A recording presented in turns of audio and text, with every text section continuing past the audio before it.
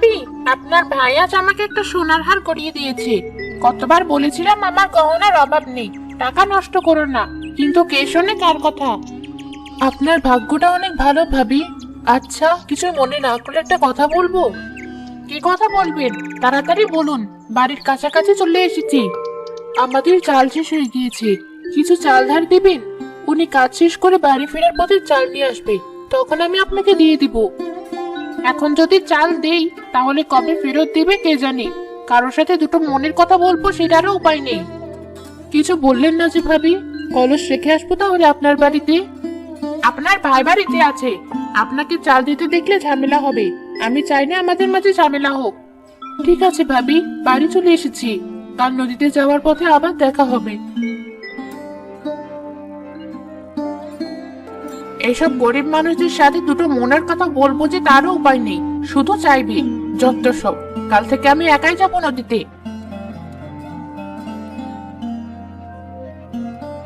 আজ পানটাও শেষ হয়ে গেল, এবার কি খাবো? ছেলেটার কাছে যে টাকা নেই, পান আনতে কিভাবে বলি? তুমি চিন্তা করো না দাদি, আমি তোমার জন্য পান নিয়ে এসেছি। এই নাও তোমার পান। এতগুলো পান কেনার টাকা তুই কোথায় পেলি দিদি ভাই? কোথায় আর পাবো? মনিরুল চাচার পানের বরজ পরিষ্কার করে দিয়েছি, পান তুলে দিয়েছি, এজন্য সে আমাকে পানগুলো দিয়েছে। আমার লক্ষ্মী দিদি ভাই, তোর গায়ে মাটি লেগে আছে, তাড়াতাড়ি মাটিগুলো ধুয়ে আয়। ঠিক আছে দাদি। মা, আমার খুব খিদে পেয়েছে, তুমি খাবারের ব্যবস্থা করো। বাড়িতে চাল ফুরিয়েছে, রান্না করতে পারিনি, তোকে কি খেতে দেই? এদিকে জ্বালানিও ফুরিয়ে গিয়েছে।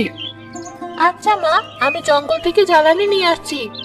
তোকে একা জঙ্গলে যেতে হবে না মা, আমি রেহানা ভাবির বাড়িতে কাজ করতে যাচ্ছি, এসে দুজনে একসাথে যাব। মা সারাদিন কাজ করে আবার জঙ্গলে যাবে, তার থেকে আমি না বলে জ্বালানি করিয়ে আনি। কিরে, তুই আবার কোথায় চললি? বাড়িতে থেকে দুটো কাজে হাত লাগালি তো পারিস, একা একা এত কাজ করে রেহানাদের বাড়িতে যাব কখন? অনেকদিন হলো খেলি না, নদীর পাড়ে তেঁতুল গাছের নিচে সবাই খেলছি, তাই ভাবলাম আমিও যাই। আম্মু, আমিও কিন্তু তোর সাথে খেলতে যাব। আমরা গরিব, তাই কেউ খেলতে নেয় না আমাকে। তুমি যখন যাবে সাথে আমাকেও নিও। মন খারাপ করিস না দাদা ভাই, সব ঠিক হয়ে যাবে একদিন। তুইও তোর মা আর আপুর কাজে সাহায্য কর। ঠিক আছে দাদি।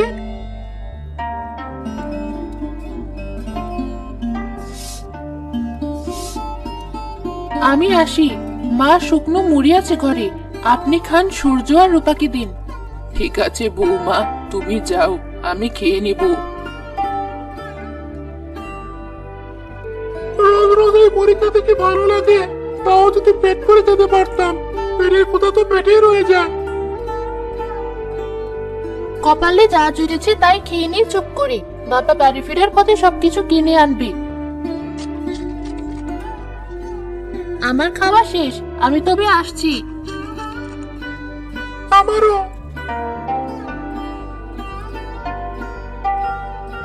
শোন ভাই, আমি কিন্তু জঙ্গলে যাচ্ছি, খেলতে নয়। এখন তুই আমার সাথে যেতেও পারিস, আবার নাও যেতে পারিস। তবে মাকে মিথ্যে কেন বললে? মিথ্যে না বললে মা জঙ্গলে যেতে দিত না। মা অন্যের বাড়িতে কাজ করে আবার জঙ্গলে যাবে, কষ্ট হবে তো। তুই ঠিকই বলেছিস, এসে যখন পড়েছি তখন আর কি করা। চল যাই, দুই ভাই বোন গেলে কষ্ট কম হবে।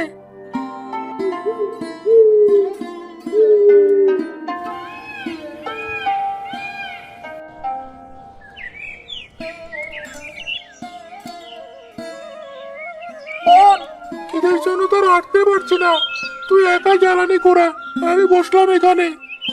ঠিক আছে ভাই, তুই বসে বিশ্রাম নে, আমি কাজ করি।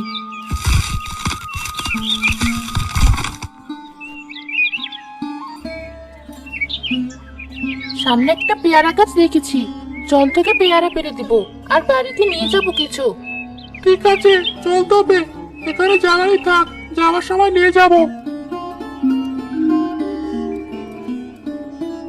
তুই দাঁড়া, আমি গাছে উঠছি।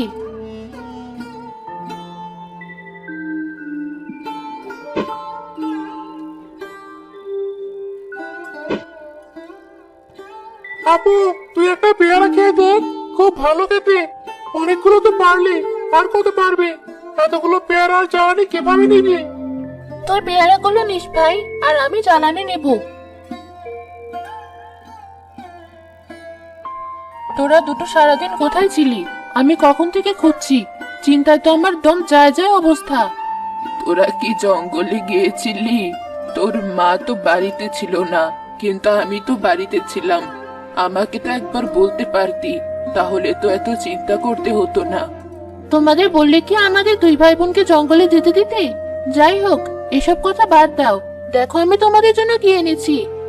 ও মা, এ দেখি পাকা পেয়ারা। কোথায় পেলি এগুলো?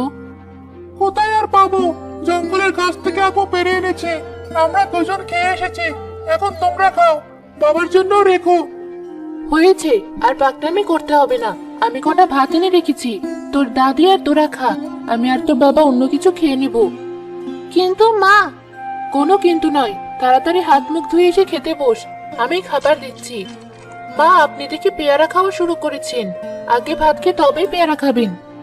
ঠিক আছে বৌমা, তুমি ভাত দাও তবে। দিদি ভাইরা, তোরা হাত মুখ ধুয়ে আয়।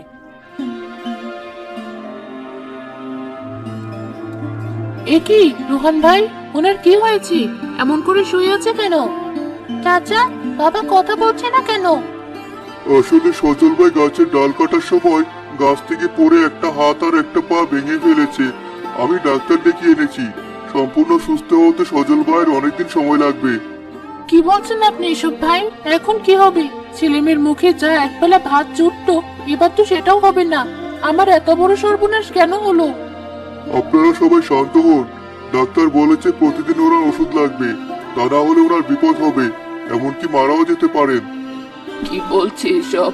আমি বেঁচে থাকতে আমার সন্তানকে হারাবো? বাবার কিছু হবে না দাদি। চাচা, আপনি বাবাকে ঘর পর্যন্ত একটু দিয়ে আসুন। ঠিক আছে মা, আমি আসি তবে।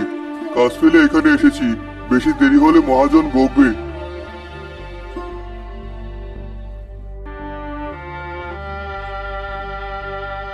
আমার ছেলেটা যে এই সংসারের সব ছিল, এখন কি হবে? এত বড় সংসার তুমি কিভাবে চালাবে বৌমা? উপরওয়ালা ঠিক একটা ব্যবস্থা করে দিবেন। এসব নিয়ে ভেবে আর কি হবে? ওই তো ওনার জ্ঞান ফিরেছে। বাবা, কি হয়েছে তোমার? খুব কষ্ট হচ্ছে কি? দাঁড়াও, আমি তোমাকে পেয়ারা এনে দিচ্ছি। আমি কিছুই খাবো না, মাথাটা খুব ঘুরছে। এটা বললে তো হবে না, কিছু একটা খেতে হবে। তোমাকে তো ওষুধ খেতে হবে, তা না হলে তুমি তো তাড়াতাড়ি সুস্থ হবে না। এই নাও মা পেয়ারা, বাবাকে খাইয়ে দাও।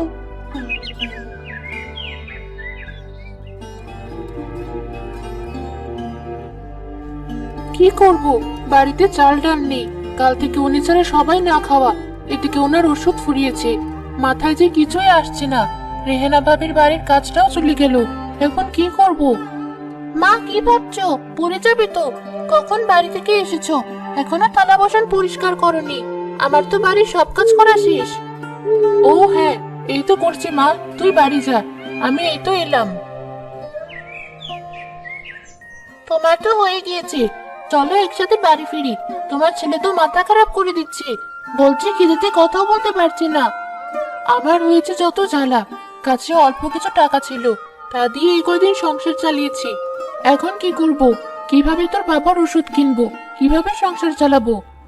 এক কাজ করি, আমি জঙ্গল থেকে কাঠ কেটে বিক্রি করি, এতে বাবার ওষুধের টাকাটা তো বের হবে। তুই পারবি না মা, এসব কথা কখনো মুখে আনবি না।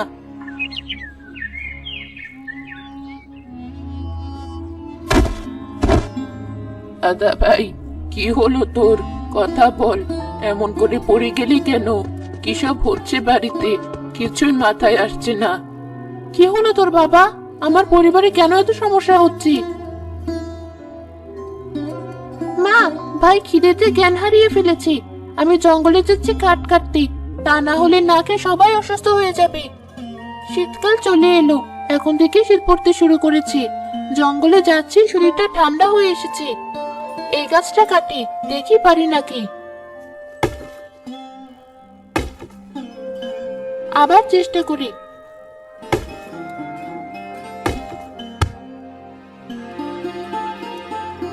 আহারে, কত মিষ্টি একটা পাখি।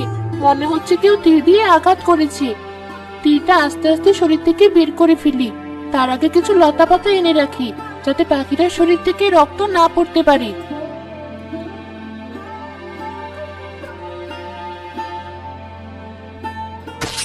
তো পড়ছে না, আর কোনো ক্ষতি হবে না এখন।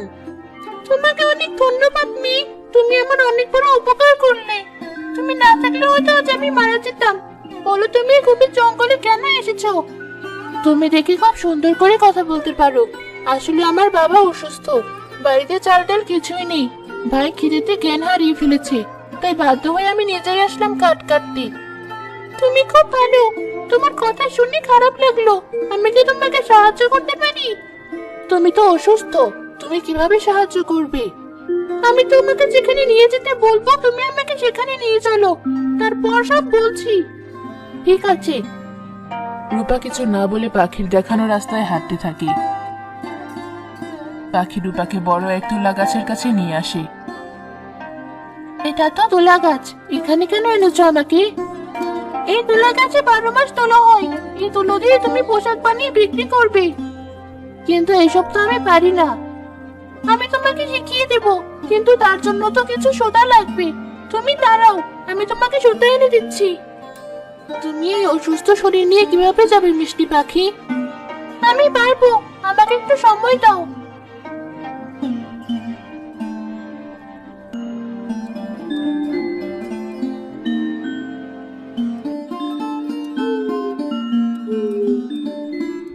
এই সুতায় তোমার অনেকগুলো পোশাক বানানো হয়ে যাবে।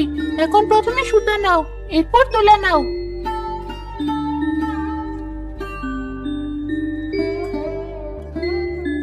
জামাটা তো খুব সুন্দর হয়েছে, তোমাকে অনেক ধন্যবাদ। কিন্তু তুমি এত সুন্দর জামা তৈরি করা কিভাবে শিখলে? নদীর ওপারে এক দাদু আছে, সে আমাকে কথা বলে শিখিয়েছে। ওই দাদু আগে এমন করে পোশাক বানিয়ে পরতো, ওনার কাছ থেকে শিখেছি।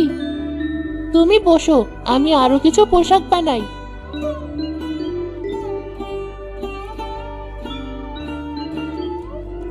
তুমি তো দেখতে দেখতে অনেক পোশাক বানিয়ে ফেললে। এগুলো বিক্রি করে এরপর নতুন করে আবার পোশাক বানিও। তুমি ঠিক বলেছো, এত পোশাক কিভাবে নেই? এক কাজ করি, মাথায় নেই। তুমি আমার সাথে যাবে মিষ্টি পাখি? না রূপা, জঙ্গলে আমার সাথী আছে, সে হয়তো চিন্তা করছে। তবে আমি তোমার সাথে প্রতিদিন দেখা করব।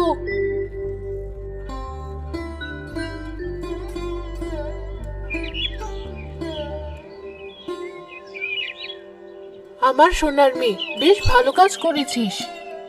আমি এগুলো বিক্রি করতে যাচ্ছি। বিক্রি করে যে টাকা পাবো তা দিয়ে বাবার জন্য ওষুধ আর বাজার করে আনবো। তোর মনের ইচ্ছা পূর্ণ হোক দিদি ভাই। আমিও তোর সাথে যাবো আপু। তোর শরীর ভালো না, অন্যদিন যাস। আমি গেলাম।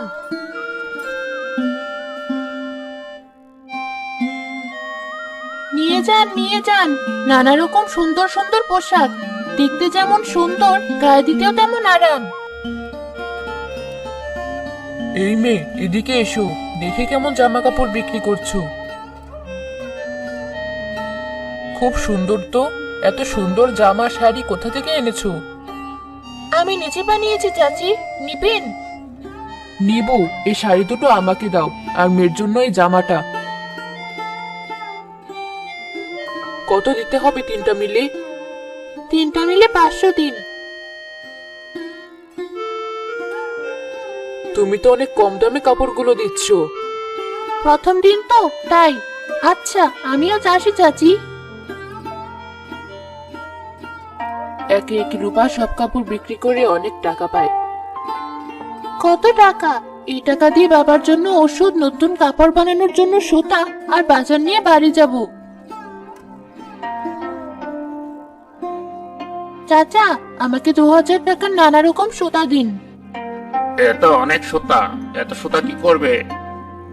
কাপড় তৈরি করব, অনেক মজবুত ও সুন্দর। সত্যি? তাহলে এমন করে আমাকেও কিছু কাপড় তৈরি করে দিও মেয়ে। এই নাও তোমার সুতা। রূপা তার সমস্ত বাজার নিয়ে গরুর গাড়িতে করে বাড়িতে চলে আসে।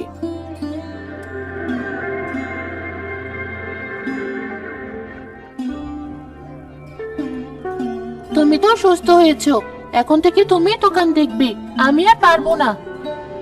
তুই যে আমার সোনার মেয়ে, আমার সংসারটাই বদলে দিলি। কয়েক মাস আগে আমার ভাগ্য কেমন ছিল, আর আজ কেমন সব বদলে গেল। বাবা ঠিক বলেছে আপু, কত কষ্ট করেছিস তুই। সারাদিন পোশাক বানিয়ে বিকেলে মাথায় করে সেগুলো বিক্রি করেছিস। তোর মতো মেয়ে প্রতিদিনই করে হোক। আমরা যে ধনীদের মাঝে একজন হয়েছি শুধু তোর জন্য।